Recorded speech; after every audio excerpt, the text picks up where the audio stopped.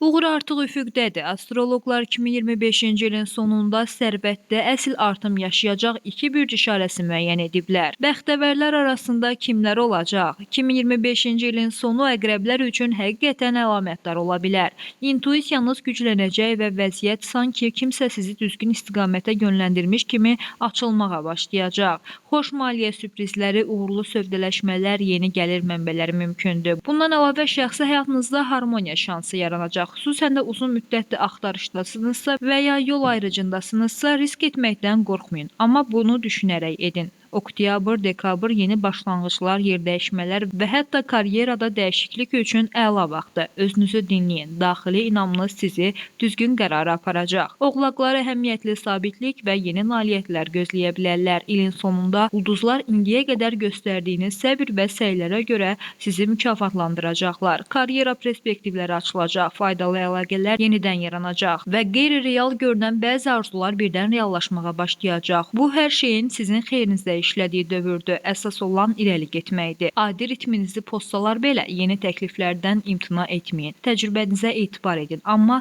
zərfi itələməkdən qorxmayın. Sizi ruhlandıran və sizi irəli aparan insanlarla əlaqələri qoruyun.